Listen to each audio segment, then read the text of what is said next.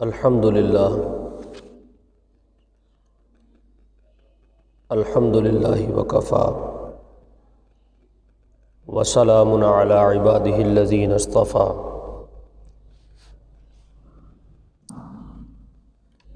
خصوصاً علی افضل الانبیاء ماحی الذنوب والخطا منبع الجود والعطاء صاحب المقام والشفاعة واللواء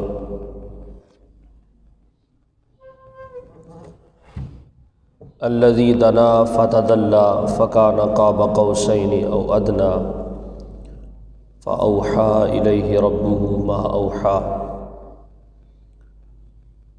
أحمد المجتبى محمد المصطفى الذي كان نبيا وآدم بين الطين والماء وعلى آله وأصحابه الكرماء والشرفاء والتابعين لهم بالإحسان إلى يوم الجزاء أما بعد فأعوذ بالله من الشيطان الرجيم بسم الله الرحمن الرحيم الحمد لله رب العالمين الرحمن الرحيم مالک یوم الدین آمنت باللہ صدق اللہ مولانا العظیم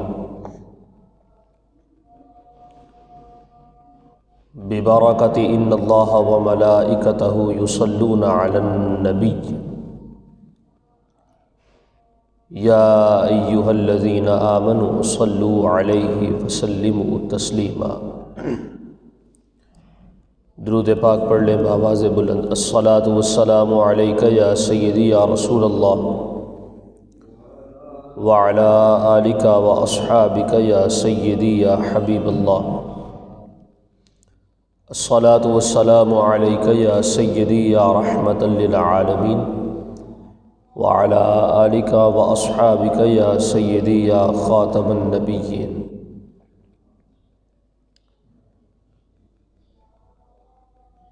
یا رسول اللہ انظر حالنا یا حبیب اللہ اسمع قالنا اننا فی بحر غم مغرق خذ یدینا سہل لنا اشقالنا۔ صدیق عکس حسن و جمال محمد است، فاروق ذل جاہ و جلال محمد است، عثمان ضیاء شمع کمال محمد است، حیدر بہار باغ و خصال محمد است، اسلام ما اطاعت خلفاء راشدین، ایمان ما محبت آل محمد است، صلی اللہ تعالی علیہ وعلی آلہ واصحابہ وبارک وسلم۔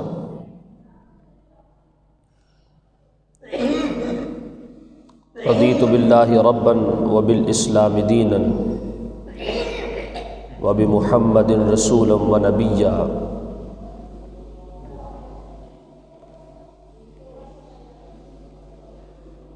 اللہ تبارک و تعالی جل جلالہ وعم نوالہ واتم برہانہ واعظم شانہ وجل ذکرہ وعز اسمہ کی حمد و ثنا،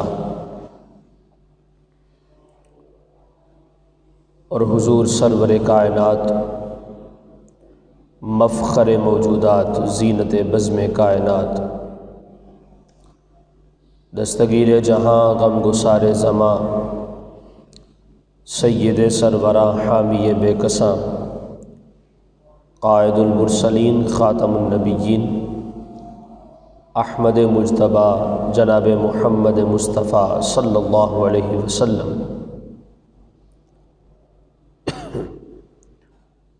آپ کی مقدس بارگاہ پر انوار میں ہدیہ عقیدت و محبت درود و سلام کی شکل میں پیش کرنے کے بعد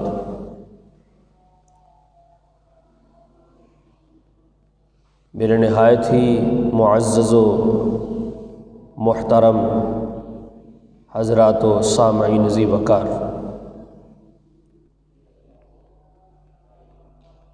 بالترتیب قرآن پاک کی افہام و تفہیم کے سلسلہ کا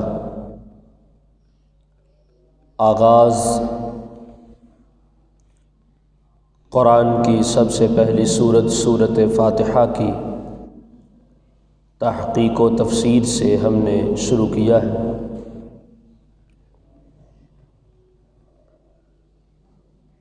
پچھلے جمعۃ المبارک میں ہم نے سورت فاتحہ کے متعلق ایمانی، وجدانی، روحی اور قلبی کیفیت کو ذکر کیا تھا۔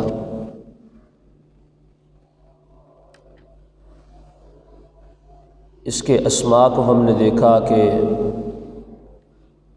علماء اہل سنت نے سورت فاتحہ کے کتنے اسماء کو ذکر کیا ہے۔ اس میں ہم نے تقریباً 20 قسم کے اسماء تھے جن کو ہم نے سماعت فرمایا۔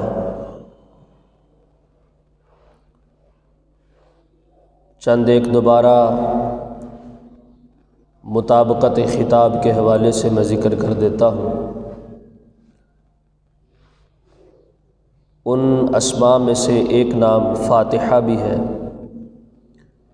ایک نام ام الکتاب بھی ہے، ایک نام ام القرآن بھی ہے، ایک نام فاتحۃ الکتاب بھی ہے۔ انہی اسماء میں سے ایک نام سورہ نور بھی ہے، انہی میں سے ایک نام سورۃ شفا بھی ہے۔ الغرض اس طرح ہم نے وضاحت کے ساتھ 20 قسم کے نام تھے جو سورۃ فاتحہ کے کتب سیر کے اندر ملتے ہیں، ہم نے ان کو ذکر کیا تھا۔ اور اس کے ساتھ ساتھ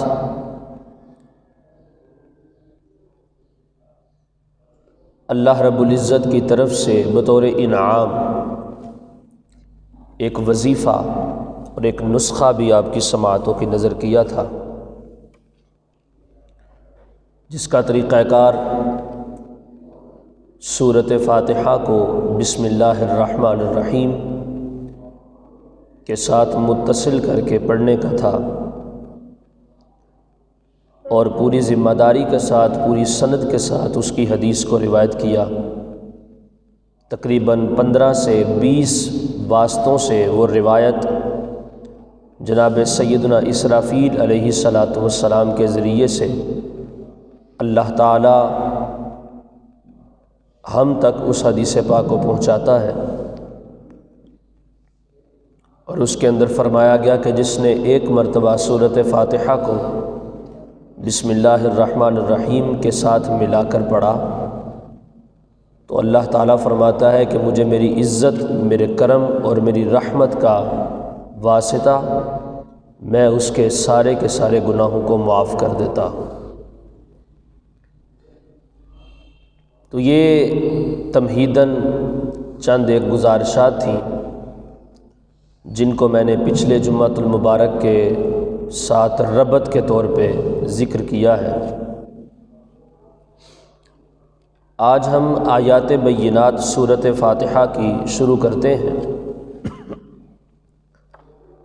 اور دیکھتے ہیں کہ اللہ تعالیٰ نے اس سورت کے اندر ہمارے لیے کیا اسرار و رموز ذکر فرمائے ہیں۔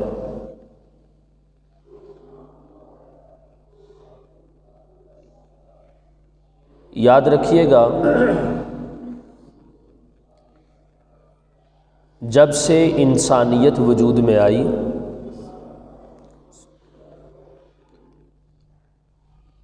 اس کے وجود میں رہنے کا، اس کی بقا کا اور اس کی زندگی کا دار و مدار جو ہے چند ایک پہلوؤں کے اوپر منحصر تھا اور آج بھی ویسا ہی ہے۔ ان پہلوؤں میں سے ایک پہلو جو سب سے مین اور سب سے بنیادی ہے وہ یہ ہے کہ اللہ رب العزت کی بندگی کی جائے، ایمان کو قبول کیا جائے، اور ایمان کا یہ تقاضا ہے کہ اللہ تعالیٰ نے جو فرمایا اس کے اوپر یقین رکھا جائے، اور جو جو احکام اس نے ہمارے لیے بیان فرمائے ہیں ان کو تسلیم کیا جائے۔ آپ تاریخ اٹھا کر دیکھیں، ان چیزوں سے جب بھی کسی قوم نے، کسی انسان نے، کسی جماعت نے بد اعتقادی اور توجہ سے اپنے آپ کو ہٹا لیا، وہ قوم، وہ ملت اور وہ افراد زوال کا شکار ہو گئے، ان کا اپنا وجود ہی باقی نہ رہا، وہ بالکل ایسے ہو کر رہ گئے کہ جیسے وہ پہلے تھے، یعنی کہ عدم کی شکل وہ اختیار کر گئے۔ ہاں اگر ان کا کچھ باقی رہا تو صرف اور صرف ان کی تباہی اور ان کے عذاب کے قصے وہ اگلی آنے والی امتوں کے لیے بطور نصیحت اور بطور واعظ رہ گئے۔ ان زوالات کا شکار ہو جانا اور گمراہی اور بدعقیدگی کی طرف ان کا مائل ہو جانا اور اس کو اختیار کر لینا، اس کی سب سے بڑی وجہ یہ تھی کہ وہ تین مین چیزوں سے اپنے آپ کو لا علم رکھے ہوئے تھے۔ تین جو سب سے بنیادی چیزیں ہیں ایک مسلمان کے ایمان کے لیے اور اس کے اعمال حسنہ کی بقا کے لیے، ان تین قسم کے عقائد کو وہ لوگ چھوڑ چکے تھے اور ان کا علم ان کے پاس نہیں تھا، جس میں پہلے نمبر پر توحید باری تعالی ہے، اور دوسرے نمبر پر رسالت مآب، جتنے بھی اللہ رب العزت نے اپنے نبی اور رسول بھیجے ہیں ان کی نبوت اور رسالت کو تسلیم کرنا ہے، اور تیسرے نمبر پر آخرت کے اوپر یقین رکھنا ہے۔ اب رسالت جو ہے اس سے دو ذاتیں مراد ہیں، اللہ تعالیٰ کے نبی بھی ہیں اور اللہ کے فرشتے بھی ہیں۔ اگر تو اس کو لغوی معنی کے اندر لیا جائے کہ رسالت رسول سے نکلا ہے، رسول رسل یا رسالہ سے نکلا ہے، اور میسنجر کو بولا جاتا ہے، جو بندہ میسنجر ہوتا ہے، پیغمبر ہوتا ہے، جو پیغام لے کے آنے جانے والا ہوتا ہے۔ لغوی اعتبار سے میں بات کر رہا ہوں، اصطلاحی شرح کے اعتبار سے میں بات نہیں کر رہا۔ لغوی اعتبار سے جب اس کی بات کی جائے گی تو رسالت کے سے مراد اللہ کے نبی بھی ہیں، اللہ کے رسول بھی ہیں اور اللہ کے فرشتے بھی ہیں۔ یہ رسالت سے مراد اللہ کے نبی اور اللہ کے رسول اور فرشتے بھی ہیں۔ کیوں؟ اس کی وجہ یہ ہے کہ انبیاء کرام علیہم الصلاۃ والسلام کو اللہ نے پیغام دیا اور وہ پیغام لے کر ہم تک پہنچے، اور ہمیں انہوں نے پیغام آ کر سنایا اور ہمیں بتایا کہ رب ایسے کہتا ہے۔ اب ان انبیاء کے پاس پیغام لے کر فرشتے آتے رہے وحی کی شکل میں۔ اب ایک تو رسول بنے اللہ کے نبی، اللہ کے برگزیدہ اور پاک بندے، اور دوسرے نمبر پر رسول اللہ کی نوری مخلوق فرشتے بھی بنے۔ رسالت سے مراد یہ دونوں ذاتیں ہیں، اور اگر اصطلاح شرع سے رسالت مراد لی جائے تو رسالت سے مراد اللہ کے تمام انبیاء کرام اور رسل اعظام ہیں، جن کو اللہ تعالیٰ نے مخصوص کیا ہوا تھا، پابند کیا ہوا تھا ان چیزوں کے اوپر کہ تم لوگوں کو میں نے اپنا نمائندہ چن لیا ہے، لہٰذا تم اپنا میرا جو پیغام ہے وہ پیغام لے کر تم نے جا کے اپنی مخلوق کو، میری مخلوق کو بتانا ہے، اپنی امت کو بتانا ہے۔ تو اصطلاح شرع کے اندر، عرف عام کے اندر جو ہے رسول اور رسالت کا تعلق اللہ کے نبی اور اللہ کے رسولوں کے ساتھ ہے۔ اور تیسرے نمبر پر پھر آخرت آ جاتی ہے۔ کہ آخرت کے دن کے اوپر بھی انسان کا یقین ہونا، اعتقاد ہونا ضروری ہے۔ جب ان تینوں چیزوں سے روگردانی کو اختیار کیا گیا اور بد اعتقادی کی طرف چلے گئے اور ان تینوں چیزوں کو جب پس پشت ڈال دیا گیا، تو اللہ تعالیٰ نے جس قوم نے ان تینوں میں سے کسی ایک کو چھوڑا یا ان تینوں کو چھوڑ دیا، اللہ تعالیٰ نے ان کو قیامت کے لیے عبرتناک سزا دے کر لوگوں کے لیے ایک نشان بنا دیا۔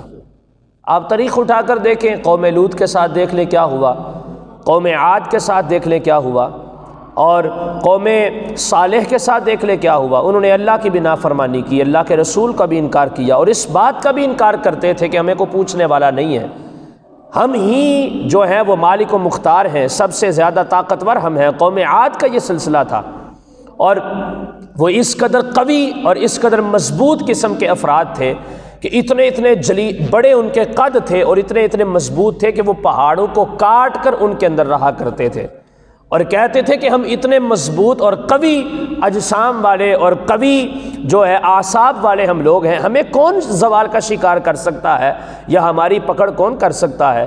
تو اللہ تعالیٰ سے چونکہ ان کا یقین اٹھ گیا اور انہوں نے شیطان کے ورغلاوے میں آ کر اپنے آپ کو ہر چیز سے کامل بلکہ اکمل سمجھنا شروع کر دیا، تو ایسے ہی لوگ اللہ رب العزت کے زوال کا شکار ہو گئے۔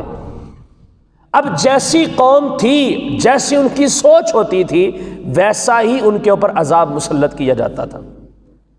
اب قوم عاد کو پتھروں سے بڑا پیار تھا، اور پہاڑ کاٹ کاٹ کر وہ اتنے بڑے محل اور مکان بنایا کرتے تھے، اللہ تعالیٰ نے ان کے اوپر عذاب بھی پتھر کا نازل فرمایا۔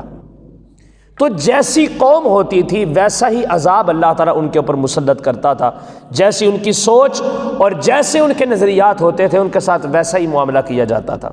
لیکن بیسیکلی طور پہ، بنیادی طور پہ، جس بھی قوم کے اوپر عذاب آیا وہ ان تین چیزوں میں سے کسی نہ کسی ایک کا انکار کرنے والے تھے۔ کوئی قوم تھی وہ صرف توحید باری تعالیٰ کا انکار کرنے والی تھی، اس کے اوپر بھی عذاب کو مسلط کیا گیا۔ کوئی قوم تھی وہ توحید اور رسالت دونوں کا انکار کرنے والی تھی، اور قرآن پاک نے ان کا ذکر کیا وَيَقْتُلُونَ النَّبِيِّينَ بِغَيْرِ الْحَقِّ۔ وہ اس قدر نبوت اور رسالت کو ترک کرنے والے لوگ تھے کہ نعوذ باللہ من ذالک لا تعداد انبیاء کرام علیہم الصلاۃ والسلام کو انہوں نے ناحق قتل کیا، اور ان کے اجسام کو آروں سے چیر دیا گیا۔ انبیاء کرام علیہم الصلاۃ والسلام کو ناحق سولیوں کے اوپر لٹکایا جاتا رہا۔ یہ رسالت اور نبوت کا انکار تھا، بد اعتقادی تھی اس کے بارے میں، اللہ نے ان کو بھی نہیں چھوڑا۔ اور جو لوگ کہتے تھے کہ آخرت کے اندر ہمیں کون مارے گا اور مار کے دوبارہ ہمیں زندگی کون دے گا، اللہ تعالیٰ نے ایسے لوگوں کو بھی عبرتناک نشان بنایا، اور قرآن نے ذکر فرمایا وَضَرَبَ لَنَا مَثَلًا وَنَسِيَ خَلْقًا قَالَ مَن يُحْيِي الْعِظَامَ وَهِيَ رَمِيمٌ قُلْ يُحْيِيهَا الَّذِي أَنشَأَهَا أَوَّلَ مَرَّةٍ۔ حضور کی خدمت میں بڑے سارے کفار جو ہیں وہ اس طرح کی امثال کو لے کر آتے تھے۔ کسی نے آ کر کہا کہ اے محمد تم کہتے ہو کہ مرنے کے بعد دوبارہ زندہ کیا جائے گا، اب وہ ایک ہڈی لے کر حضور کی خدمت میں آئے، جب اس کو کھنکایا جاتا تو اس کے اندر سے گرد و غبار اڑتا تھا۔ حضور علیہ الصلوۃ والسلام کی خدمت میں عرض کرنے لگے کہ یہ ہڈی جب کہ اپنا وجود ہی بالکل کھو چکی ہے، اب اس ہڈی کو دوبارہ زندگی کون دے گا؟ تم کہتے ہو کہ ہر ذی روح جو ہے وہ مرنے کے بعد پھر سے زندہ کیا جائے گا، جب اس ہڈی کا کوئی وجود ہی باقی نہیں رہا، یہ اپنی اصل حیت میں باقی نہیں رہی، اصل شکل و صورت کے اندر اس کا وجود نہیں رہا، اب اس کو دوبارہ کون زندہ کر سکتا ہے؟ اللہ رب العزت نے حضور کو ارشاد فرمایا قل، اے میرے محبوب آپ ان کو فرما دے یحییھا الذی انشأھا اول مرہ، اس ہڈی کو بھی دوبارہ وہی زندہ کرے گا جس نے اس ہڈی کو سب سے پہلے پیدا کیا تھا۔ اب جو پہلے تخلیق کرنے کے اوپر قادر ہے وہ دوبارہ مرنے کے بعد پھر سے زندہ کرنے کے اوپر بھی قادر ہے۔ تو یہ اس طرح کے جو کیسز اور اس طرح کے معاملات ہوتے رہے، ان کے پیچھے ریزن، بنیادی طور پہ جو وجہ تھی وہ صرف یہی تھی کہ مین وہ پوائنٹ کہ جن کے اوپر ہر انسان کا اور ہر مسلمان کا یقین اور ایمان ہونا ضروری ہے، ان تینوں پوائنٹس میں سے یا تو کسی ایک کا انکار کرنے والے وہ لوگ تھے یا پھر سب کا ہی انکار کرنے والے وہ لوگ تھے۔ اور وہ تین پوائنٹ میں نے ذکر کر دیے۔ نمبر ایک پہ توحید باری تعالیٰ آتی ہے، جب اللہ کے ساتھ کسی کو شریک کیا گیا اللہ نے ان کو بھی تباہ و برباد کر دیا۔ اور دوسرے نمبر پہ رسالت آتی ہے، جب اللہ کے نمائندوں اور اس کے بندوں کا انکار کیا گیا تو پھر اللہ رب العزت نے ان لوگوں کو بھی زوال کا شکار کر دیا۔ اور اگر ان لوگوں نے خدا کی سب سے بڑی نشانی اور اللہ کی سب سے بڑا ایک وصف اللہ رب العزت کا کہ جو مرنے کے بعد دوبارہ پھر سے زندہ کرنے والی بات ہے، جب اس کا بھی انکار کیا گیا تو اللہ نے ایسے لوگوں کو بھی زوال کا شکار کر دیا اور ان کے اوپر بھی اپنے عذاب کو مسلط کر دیا۔ اب یہ اس طرح کے اعتقاد رکھنے والا انسان کو جب پیدا کیا گیا تو کیا اس نے اس بات کو نہیں سوچا کہ حیات انسانی کا آغاز کیسے ہوا؟ پہلے تو کچھ بھی نہیں تھا، خمیر تیار کیا گیا، 7 قسم کی مٹی کو پانی کے اندر رکھ کے گوندا گیا، پھر ایک مقررہ مدت تک اس کے اوپر عرصہ گزرتا رہا، وقت گزرا اس کے اوپر، اور وہ کھنکنے والی سیاہ مٹی گارا بن گیا، کھنکنے والی مٹی تھی جس سے آواز پیدا ہوتی ہے، بدبودار مٹی وہ بن گئی۔ قرآن کہتا ہے وَإِذْ خَلَقْنَا الْإِنسَانَ وَلَقَدْ خَلَقْنَا الْإِنسَانَ مِنْ صَلْصَالٍ مِنْ حَمَإٍ مَسْنُونٍ، ہم نے انسان کی تخلیق ایک ایسی مٹی سے کی ہے کہ جو گارا ہے، اور گارا بھی ایسا کہ جو پڑا پڑا گندا اور بدبودار سیاہ رنگ کا ہو چکا ہے، اور اس کیفیت کی طرف وہ چلا گیا ہے کہ جب وہ خشک ہوتا ہے تو اس میں کھنکار پیدا ہوتی ہے، آواز پیدا ہوتی ہے۔ کھنکنے والی مٹی سے ہم نے انسان کو پیدا کیا ہے۔ وَالْجَانَّ خَلَقْنَاهُ مِنْ قَبْلُ مِنْ نَارِ السَّمُومِ، ہم نے اس انداز سے مٹی کو تیار کر کے پھر اس کو ایک حیت اور شکل دے کر ہم نے انسان کا خمیر بنایا اور انسان کے وجود کو پیدا کیا۔ تو کیا انسان نے اپنی تخلیق کی طرف نہیں دیکھا کہ انسانیت کا آغاز کیسے ہوا؟ کیا یہ از خود وجود میں آئی یا کسی نے اسے تخلیق کیا؟ انسان خود تو پیدا ہی نہیں ہوا، اس کو تو اللہ وحدہ لا شریک نے تخلیق کیا ہے، تیار کیا ہے، تعمیر کیا ہے، پھر اس کو پیدا کیا ہے۔ اگر یہ از خود وجود میں آیا ہے تو اس کا سبب کیا تھا؟ پہلے نمبر پر تو بات یہ ہے کہ یہ خود بخود وجود میں آیا ہی نہیں انسان جو ہے، اور اگر بالفرض یہ خود بخود وجود میں آیا ہے تو پھر اس کے وجود میں آنے کا سبب کیا تھا؟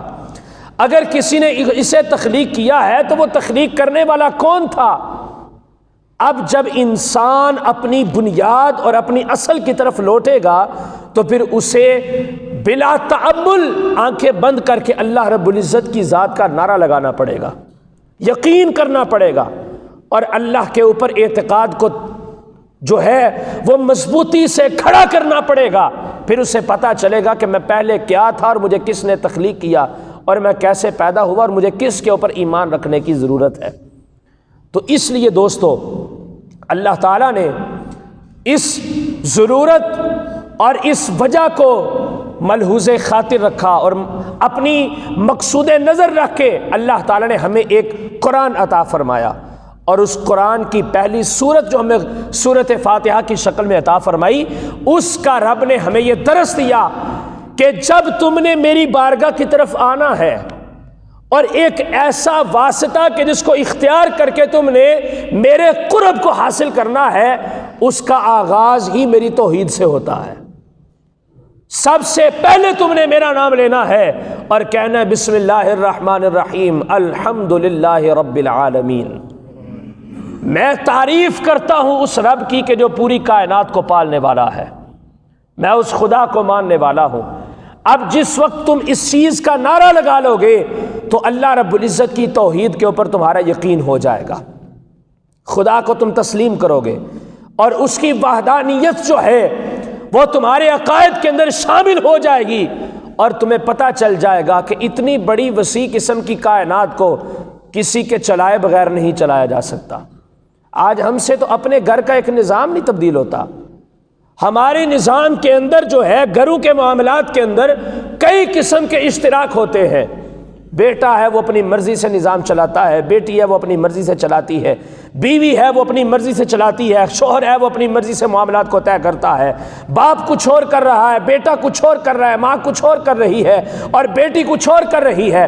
جب اتنے ایک گھر کے اندر، ایک چار دیواری کے اندر اتنے زیادہ اختلافات موجود ہیں تو پھر اتنی بڑی کائنات تو اتنے اختلافات کے ساتھ تو چل ہی نہیں سکتی۔ قرآن نے فرمایا لو کان فیہما آلہۃ الا اللہ لفسدتا، رب کے علاوہ اگر اس کائنات میں کوئی اور خدا ہوتا اللہ وحدہ لا شریک کے علاوہ، تو پھر یہ کائنات کبھی چل نہیں سکتی تھی، اس کائنات میں ضرور فساد ہوتا۔ ایک خدا کی فجر پڑھی جاتی، دوسرا ظہر کے وقت کہتا فجر تم نے اس کی پڑھی تھی اب ظہر میری پڑھو۔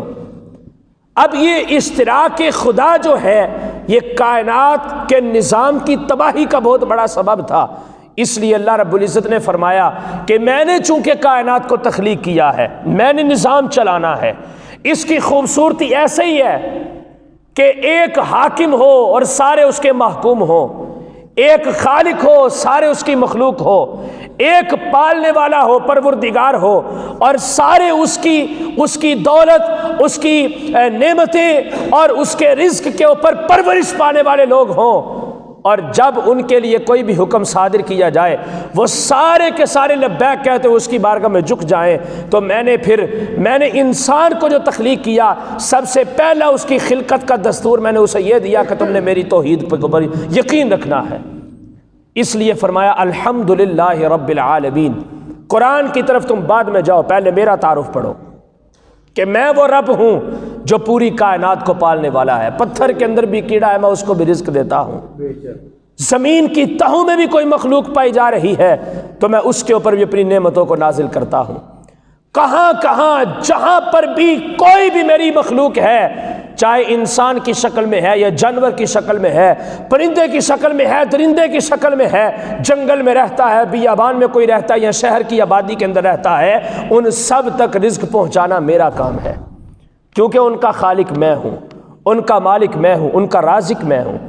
تو اس کے اندر پہلا جملہ الحمدللہ رب العالمین کا، اس کے اندر اللہ کی وحدانیت کا واضح ثبوت اور واضح مضمون موجود ہے۔ سب سے اس کے اندر دو امور ہیں۔ پہلے نمبر پر اس کی کچھ تمہید ہے، اس کو سماعت فرما لیں۔ سورہ فاتحہ کی یہ پہلی آیت جو ہے نہ صرف عقیدہ توحید کو بیان کر رہی ہے بلکہ خود توحید کے اوپر زبردست دلیل بھی ہے۔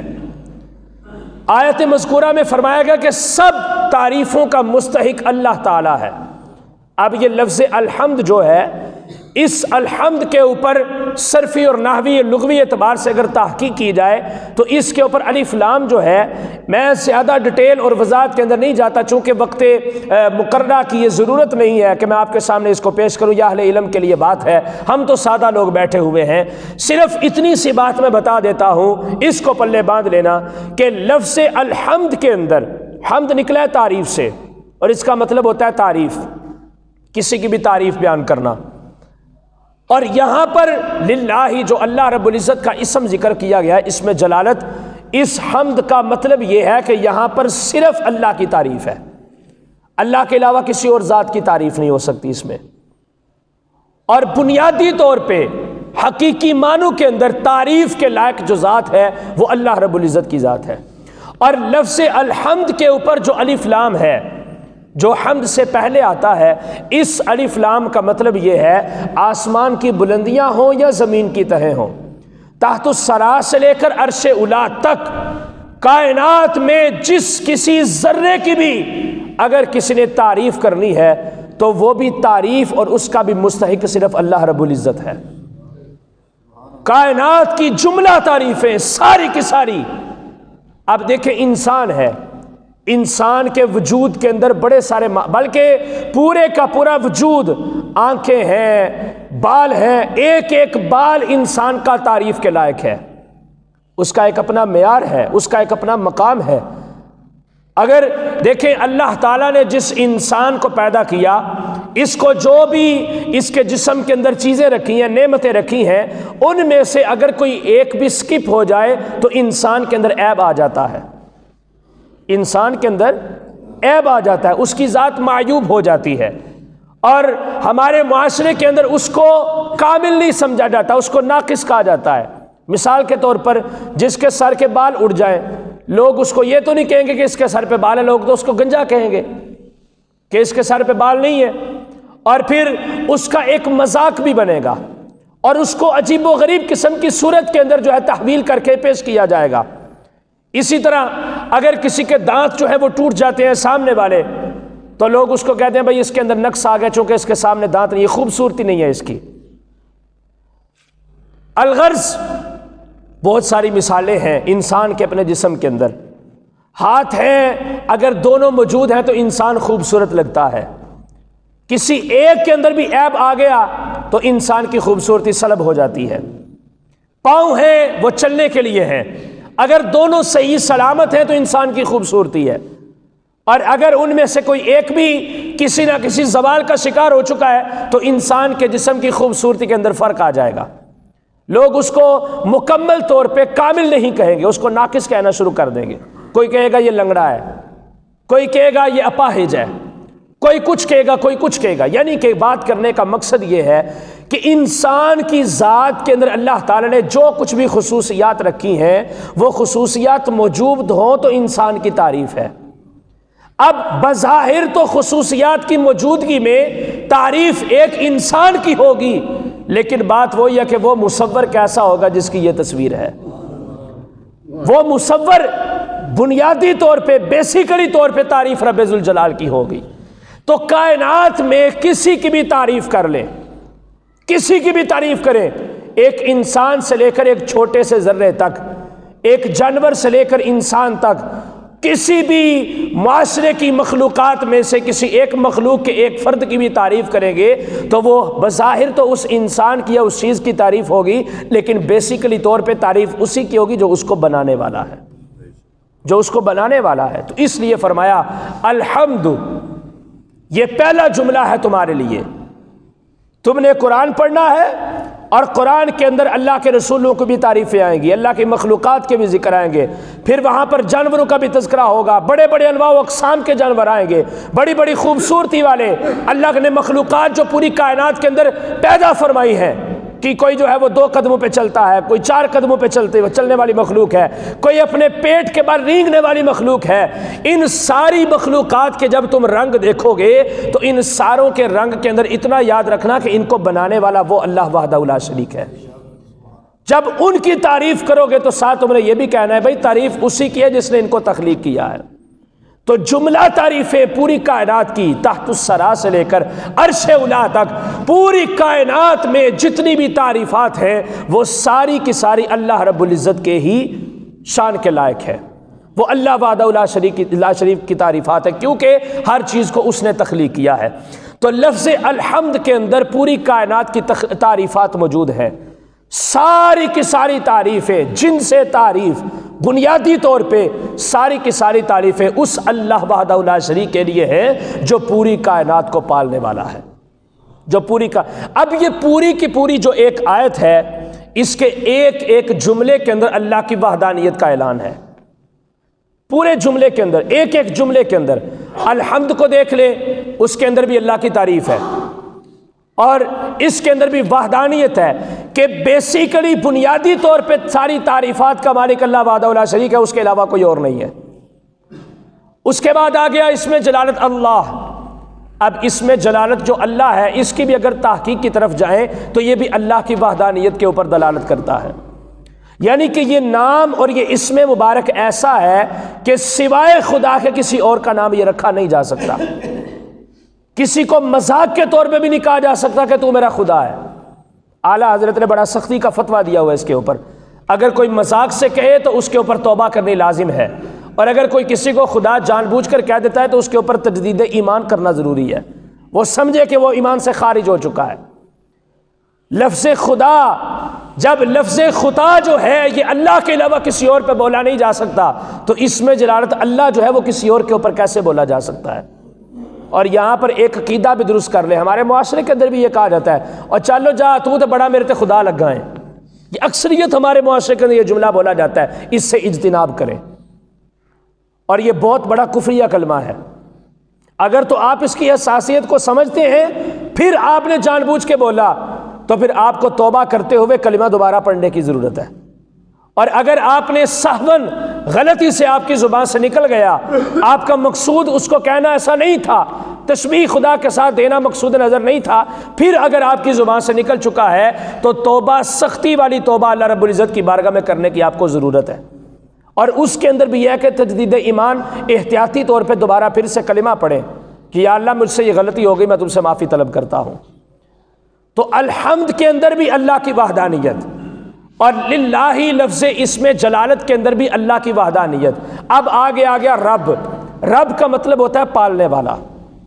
یہ ہمارے معاشرے کے اندر باپ کے اوپر بھی بولا جا سکتا ہے، اور ہم کہتے ہیں میرے مربی، میرا والد میرا مربی ہے کیونکہ اس نے میری پرورش کی ہے، اور وہ ایک وسیلہ تھا، ایک ذریعہ تھا، پرورش کرنے والا اللہ ہے۔ اس نے کمایا، محنت کو اس نے برداشت کیا، سارا دن گرمی اور سردی کو اس نے محسوس کیا، اور رات کو جو ہے وہ آٹے کا ایک پاؤ کما کے اپنی اولاد کے لیے لے کے آیا۔ کھانے کی ضرورت تھی، پرورش جو ہے، اصل تو پرورش کرنے والا اللہ ہے، عطا کرنے والا وہی ہے، پالنے والا وہی ہے، حقیقی طور پہ پروردگار رب ہے۔ لیکن اللہ کے اذن سے اور اللہ کے حکم کے مطابق باپ کے اندر بھی رب کی پرورش کا ایک وصف پایا جاتا ہے۔ اس لیے فرمایا حضور علیہ الصلوۃ والسلام کے حدیث پاک ہے، حضور فرماتے ہیں رضا الرب فی رضا الوالد وسخط الرب فی سخط الوالد۔ جس نے دیکھنا ہے کہ میرا رب مجھ سے راضی ہے وہ اپنے باپ کو دیکھ لے، اگر باپ راضی ہے تو رب بھی راضی ہے، اور جس نے دیکھنا ہے کہ میرا رب مجھ سے ناراض ہے وہ اپنے باپ کو دیکھ لے، اگر اس کا باپ اس سے ناراض ہے تو سمجھ لے کہ اس کا رب بھی اس سے ناراض ہے۔ تو باپ کو بھی رب بنایا، پروردگار بنایا، لیکن وہ پروردگار جو ہے رب کے بنانے کے مطابق ہے۔ اب یہ لفظ پروردگار بھی باپ کے اوپر نہیں بولا جائے گا، وہ صرف حقیقی لفظ رب کا ہی ہے۔ ہاں باپ بھی ایک مربی ہے چونکہ وہ بھی اپنی اولاد کی پرورش کرتا ہے، لیکن حقیقی معنوں میں اپنے اصل اعتبار سے اور بنیادی طور پر جو ذات ساری کائنات کی مربی اور رب ہونے کی حیثیت سے ہے وہ صرف اللہ رب العزت کی ذات ہے۔ حقیقی طور پہ، بنیادی طور پہ، ابتدائی طور پہ وہ اللہ کی ذات ہے کہ اللہ ہی ساری کائنات کو پالنے والا ہے، جس نے تخلیق کیا ہے وہی پالنے والا بھی ہے۔ اب آگے فرمایا العالمین، تمام تر عالم، جتنے بھی جہان جو ہیں وہ پیدا کیے ہیں، اور صوفیاء نے لکھا تقریباً اللہ تعالیٰ نے 18,000 جہان جو ہے وہ پیدا فرمائے ہیں۔ 18,000 جہان، یہ جو ہماری دنیا ہے اور زمین کے اوپر جو ہم رہ رہے ہیں یہ ایک جہان ہے۔ اس ایک جہان کے اندر لا تعداد مخلوقات ہیں، ایک جہان کے اندر لا تعداد مخلوقات ہیں۔ اس ایک جہان کی لا تعداد مخلوقات کو پالنے والا وہ اللہ رب العزت ہے۔ تو جس نے 18,000 تقریباً جہان پیدا فرمائے ہیں، اس کے اندر کتنی مخلوقات ہوں گی جن کو وہ پال رہا ہے۔ لیکن آج انسان جو ہے وہ ظاہری اسباب کے اوپر یقین رکھتا ہے۔ ہماری دیہڑی نہ لگے تو ہم پریشان ہو جاتے ہیں، پتہ نہیں کھائیں کہ کہاں سے۔ بھائی جس نے پیدا کیا وہ تمہیں کھلا بھی دے گا۔ کوئی ایسا بندہ نہیں ہے کہ جس کے گھر میں اندر کھانا موجود نہ ہو، آٹا موجود نہ ہو، راشن موجود نہ ہو اور وہ رات کو بھوکا سو گیا ہو۔ کوئی نہ کوئی وسیلہ اللہ رب العزت اس کا پیدا فرما دیتا ہے، کیونکہ اس نے پالنا ہے، رزق کا ذمہ اس کا ہے۔ ہم اپنے ظاہری اسباب کی طرف تلاش میں رہتے ہیں، نوکری کوئی نہیں ہے، کام کوئی نہیں ہے، ادھر جانا ہے ادھر جانا ہے، ایسے کرنا ہے ویسے کرنا ہے، لیکن بنیادی طور پہ جو اعتقادی باتیں ہیں ان کے اوپر ہم بہت کمزور ہیں، ان کی طرف ہماری توجہ کوئی نہیں ہے۔ اب مثال کے طور پر دیکھیں، اب چند ایک میں درد دل آپ سے ذکر کرنا چاہتا ہوں باتوں کے اندر۔ مثال کے طور پر صبح فجر کی نماز ہے۔ میرے آقا علیہ الصلوۃ والسلام نے فرمایا جو بندہ صبح فجر کی نماز کے وقت سویا رہتا ہے اس کے رزق سے برکت اٹھا دی جاتی ہے، اس کے رزق کو کم کر دیا جاتا ہے، رزق اس کا تنگ ہو جاتا ہے۔ اور صوفیاء کا یہ معمول ہے کہ وہ سحری کے وقت اٹھ جاتے ہیں۔ اور اس کے اوپر ایک مثال بھی بڑی خوبصورت میں آپ کے سامنے ذکر کر دوں۔ دو چیزیں ہیں، دو نفس ہیں، دو جانیں ہیں، ایک ہے کتا اور ایک ہے بکری۔ آپ اپنے معاشرے کے اندر دیکھتے ہیں کہ کتا جو ہے وہ سب سے زیادہ جانور دیتا ہے، کتیا جو ہوتی ہے اس کے بچے زیادہ ہوتے ہیں، تقریباً ایک آن کے اندر اس کے 8 یا 10 اتنے اس کے جو ہے وہ بچے ہوتے ہیں۔ اور اسی کے مقابل ایک بکری بھی ہے، اور وہ بکری جب بھی اللہ رب العزت اس کو اولاد عطا کرتا ہے تو وہ ایک بار میں 3 سے 4 جانور دیتی ہے۔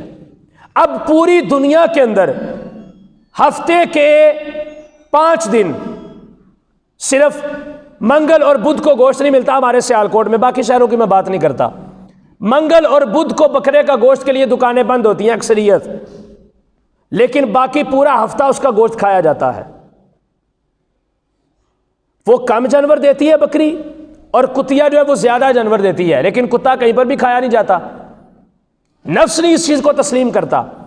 اب سوال یہ ہے کہ سب سے زیادہ بچے بھی اس کتیا کے ہیں اور اس کو کھایا بھی نہیں جاتا، لیکن پھر بھی آپ کو معاشرے کے اندر کتے تو نظر آتے ہی ہیں، لیکن بکری کی مناسبت سے اکثریت نہیں ہے، اور بکری ہے وہ جانور بھی تھوڑے دیتی ہے، اور اس کو مسلسل ایک ہفتے کے اندر روزانہ روٹین وائز کھایا بھی جاتا ہے، ذبح بھی کیا جاتا ہے، لیکن اس کے باوجود وہ ختم نہیں ہوتے۔ اس کی وجہ کیا ہے؟ صوفیاء نے اس کی وجہ تحریر فرمائی ہے، فرماتے ہیں اس کی وجہ یہ ہے جب پہلی رات آتی ہے تو بکری سو جاتی ہے اور کتا جاگتا رہتا ہے، لیکن جب رات کا پچھلا پہر ہوتا ہے اور اٹھنے کی بات ہوتی ہے اور رب کی عبادت کرنے کی بات ہوتی ہے، برکت کا وقت آتا ہے، تو اس وقت کتا سو جاتا ہے اور بکری اٹھ کر اللہ کا ذکر کرتی ہے۔ وہ جب اللہ کا ذکر کرتی ہے تو اس وقت اللہ رب العزت خود آسمان دنیا پر جلوہ فروز ہو کے یہ ندا دیتا ہے کوئی مجھ سے رزق طلب کرنے والا، میں اس کو رزق دے دوں؟ ہے کوئی مجھ سے گناہوں کی بخشش مانگنے والا، میں اس کے گناہوں کو معاف کر دوں؟ ہے کوئی مجھ سے رزق مانگنے والا، میں اس کے رزق کے اندر برکت پیدا کر دوں؟ جب وہ وقت آتا ہے تو اس وقت وہ بکری اٹھ کے اللہ رب العزت کو یاد کرتی ہے۔ آج بھی اس کی اولاد کے اندر برکت موجود ہے۔ تو دوستو ہمارے لیے بھی یہ ایک مثال ہے ہمارے لیے، اور آپ خود اس کا تجزیہ کریں، محسوس کریں گے آپ اس کے اثر کو۔ آپ بھی جب صبح فجر کا وقت ہو اٹھیں، مسجد کے اندر آئیں، چلیں تہجد کے اوپر آپ قابض نہیں ہو سکتے، پابند نہیں ہو سکتے، لیکن کم از کم نماز فجر تو پڑھیں، جس کے لیے جو رب نے آپ کے اوپر فرض کی ہوئی ہے۔ اور اس فجر کی نماز کی جو 2 سنتیں ہیں، 2 رکعتیں ہیں، ان کی فضیلت میں آپ کے سامنے ذکر کرتا چلوں۔ حضرت جبریل امین نے اللہ رب العزت کی بارگاہ میں عرض کیا، باری تعالیٰ میں نے ہزاروں سال تیری عبادت کی، لاکھوں لا تعداد سال جو ہے وہ میں نے تیری بندگی اور تیری عبادت کے اندر گزارے۔ اللہ رب العزت نے آپ کو اجر بھی عطا فرمایا، اس کی فضیلت اور اس کا انعام بھی ان کو عطا کیا، لیکن ساتھ ساتھ رب نے ایک خوشخبری بھی سنائی۔ فرمایا جبریل، جب میرے آخری محبوب نبی جناب محمد رسول اللہ صلی اللہ تعالیٰ علیہ وآلہ وسلم کی جو امت ہے، میں ان کو ایسی 2 رکعتیں عطا فرماؤں گا کہ تیری لا تعداد سالوں کی عبادت کا ثواب میں ان 2 رکعتوں کے اندر رکھ دوں۔ اور وہ 2 رکعتیں نماز فجر کی 2 سنتیں ہیں، نماز فجر کی 2 سنتیں ہیں۔ جو بندہ فجر کی نماز پڑھتا ہے اس کے چہرے کے اوپر نور رہتا ہے، وہ خوبصورت لگتا ہے، اس کے رزق کے اندر برکت رہتی ہے۔ کتنے وظائف ہیں ہمارے پاس، ہمارے اپنے دین کے اندر، ہماری اپنی تعلیمات کے اندر، ہمارے صوفیاء نے جو ہمیں درس دیے، ہمارے نبی جناب محمد رسول اللہ نے جو شریعت ہم تک پہنچائی، کتنے لا تعداد انعامات ہیں ہمارے پاس، لیکن اس کے باوجود ہم جناب ہمارا تذکرہ الجھے ہوئے، پریشان اور خستہ حال لوگوں کے اندر ہوتا ہے۔ اس کی وجہ صرف یہ ہے کہ ہم نے اسلام کو چھوڑ دیا ہے۔ ایک آخری واقعہ میں آپ کی سماعتوں کی نظر کرتا ہوں۔ چنگیز خان ایک بہت سنگ دل اور جابر قسم کا حکمران گزرا ہے، اور اس نے قسم کھائی تھی کہ میں پوری دنیا کے اوپر ایک بھی مسلمان باقی نہیں رہنے دوں گا، اور واقعتاً اس نے پوری دنیا سے مسلمانوں کا خاتمہ کیا تھا، اور اس قدر مسلمانوں کو شہید کیا تھا کہ جس طرح ہماری نالیوں کے اندر پانی چلتا ہے ایسے ہی انسانوں کا خون بہتا تھا۔ اور اس نے مسلمانوں کی کھوپڑیوں سے ان کی گردنیں اتار اتار کے مینار تعمیر کیے تھے۔ اتنا ظالم اور جابر قسم کا وہ حکمران تھا۔ وہ شہروں کے اوپر اپنا تسلط قائم کرتا کرتا ایک شہر میں پہنچا، تو اس شہر کے اندر جا کر اس نے یہ جو منگول تھے نا، مغلیہ سلطنت، یہ وہ منگولوں کا بہت بڑا سردار تھا چنگیز خان۔ ان کا یہ طریقہ کار تھا، یہ محلوں کے اندر نہیں رہتے تھے، یہ جھاڑیوں کے اندر بے آب و گیا جگہ کے اوپر خیمے وغیرہ لگا کر وہاں پر اپنے جو ہے یہ گزر بسر کے اوقات کو گزارا کرتے تھے۔ اس نے بھی شہر سے باہر جو ایک جنگل قسم کا علاقہ تھا وہاں پر اس نے پڑاؤ کیا، اور اپنے قاصد کو بھیجا کہ جاؤ شہر میں پتہ کرو کہ وہاں پہ جو عالم دین ہے اس وقت اس شہر کے اندر جو موجود ہے اس کو بلا کے لاؤ، میں اس سے بات کرنا چاہتا ہوں۔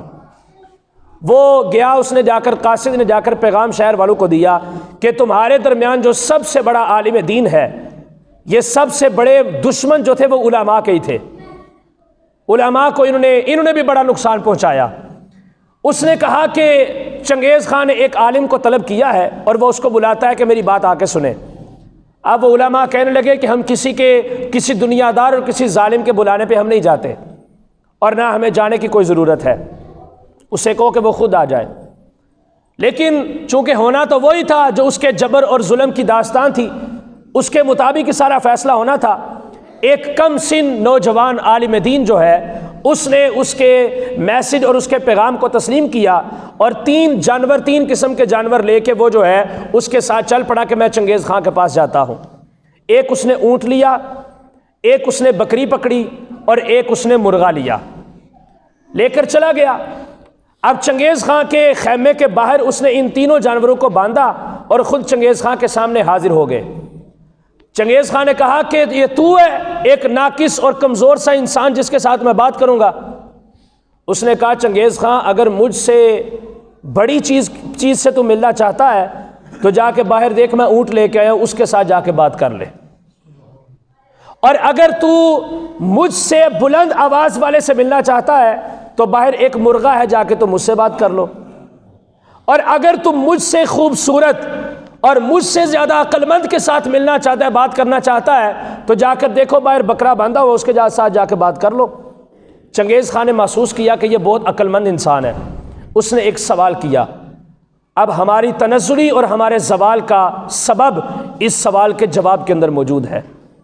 اس نے سوال کیا کہ اے عالم دین مجھے یہ بتاؤ کہ ہم جیسا جابر قسم کا حکمران تمہارے اوپر کیسے مسلط ہو گیا؟ جب تم اتنے عقل مند ہو, اتنے دور اندیش ہو اور اتنی عقل تمہاری روشن ہے, اس کے باوجود ہم لوگ تمہارے اوپر کیسے مسلط ہو گئے؟ اس کی وجہ کیا ہے؟ اس نے کہا چنگیز خان اس کی وجہ یہ ہے کہ ہم نے خدا کو چھوڑ کر اپنے نفس کی عبادت کرنی شروع کر دی ہے. ہم اپنے نفس کے پجاری ہو چکے ہیں, اپنی نفسانی خواہشات کے غلام بن چکے ہیں. جس طرف ہمیں رب بلاتا ہے ہمیں اس میں اپنا نقصان نظر آتا ہے, اور جس طرف ہمیں اپنا نفس بلاتا ہے ہمیں اسی کے اندر اپنا فائدہ محسوس ہوتا ہے. اس لیے تم ہمارے اوپر مسلط ہو گئے ہو. اس نے کہا کہ اس سے بچنے کا ذریعہ کیا ہے؟ اس عالم دین نے کہا کہ آج اگر ہم اپنی اصل کی طرف لوٹ آئیں اور اللہ کے رسول اور رب کی تعلیمات کے اوپر عمل کرنا شروع کر دیں تو اے چنگیز خان تو کیا, تجھ سے بھی بڑا کوئی جابر, کوئی ظالم قسم کا حکمران آ جائے تو ہم اپنی آنکھ کے ایک اشارے سے اس کو تیس نیس کر کے ختم کر دیتے ہیں. تو دوستو اپنی اصل کی طرف لوٹیں. میں نے قرآن کو شروع کیا ہے, اس قرآن کے اندر ہی ساری کامیابیاں ہیں. اللہ کے رسول اور اللہ کی تعلیمات کے اندر ہی ہماری دنیاوی اور اخروی نجات کا ذریعہ موجود ہے, اور یہی ہمارے لیے نسخہ کیمیا ہے جو ہمیں ہر قسم کی مشکل سے بچا سکتا ہے. اللہ رب العزت کی بارگاہ میں دعا ہے اللہ تعالی ہمیں قرآن و سنت کا علم حاصل کرنے کی توفیق عطا فرمائے. وآخر دعوانا الحمدللہ رب العالمین.